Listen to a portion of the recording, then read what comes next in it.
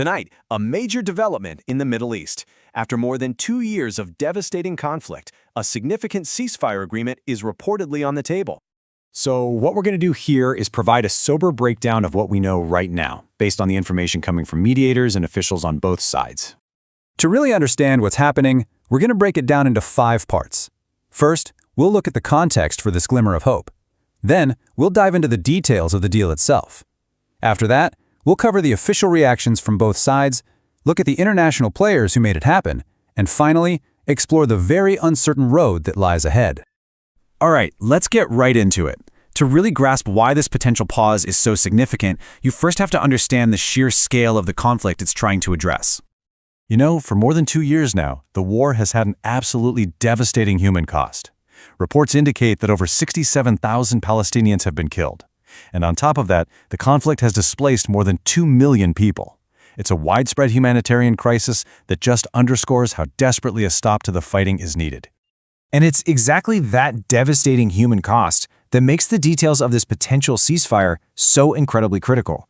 So, what exactly is in this first phase of the agreement? Let's take a look at the reported terms that make up the core of this very complex deal.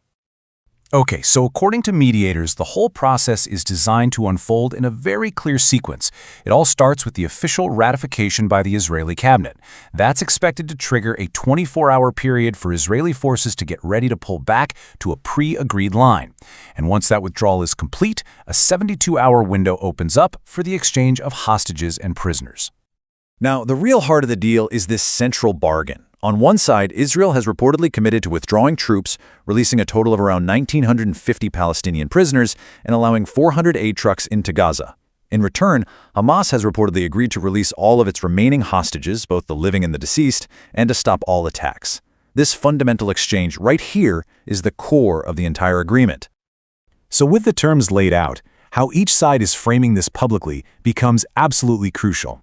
Let's look at how both Israel and Hamas are officially presenting this deal to their own people and to the rest of the world. So from the office of the Israeli Prime Minister, the statement frames this as a, quote, diplomatic success and a national and moral victory. It really emphasizes the return of the hostages and credits the outcome to a combination of military action and diplomacy, specifically mentioning President Trump's efforts. Now, Hamas officials, in their statement, present the deal very differently. They call it an agreement to end the war on Gaza. You can see their framing focuses on securing an Israeli withdrawal, getting aid in, and the prisoner exchange. It really highlights a different set of priorities and objectives.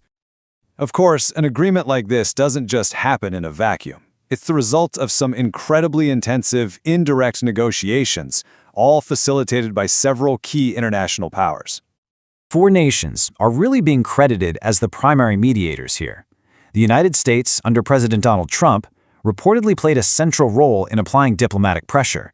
And right alongside the U.S., you have the regional powers, Egypt, Qatar, and Turkey, who were all vital in facilitating these indirect talks, each using their unique relationships to help broker this breakthrough. But, and this is a really big but, even as this deal takes shape, we have to turn to the future. Because while this first phase is a huge step, analysts are very quick to point out that this is far from a comprehensive peace. In fact, the most profound challenges still remain. And that brings us to the most crucial question of all, doesn't it? Is this a genuine path to lasting peace, or is it just a temporary pause? The answer to that probably lies in all the challenges that this deal doesn't address. For one thing, history casts a long shadow here. We've seen previous ceasefires collapse, which raises some very serious questions about whether this one will hold. And maybe most critically, it's just not clear if the fighting will simply start up again once the exchanges are over, or if the massive reconstruction that's needed in Gaza will even be allowed to begin. And beyond the immediate ceasefire, there's an even more complex issue looming. Who will actually govern a post-war Gaza? This first phase of the agreement reportedly just kicks that can down the road, leaving one of the most difficult questions completely unanswered for now. And this is where you really see the true scale of what lies ahead. It seems the mediators have pushed all the hardest issues to later phases. I mean, just think about what's on this list: the disarmament of Hamas, a full Israeli withdrawal, long-term security, the monumental task of rebuilding, and the core political question of a viable Palestinian state. Every single one of those is a potential deal breaker. And this is why, according to political analysts cited in the source material, the prospect of a two-state solution feels, well, remote.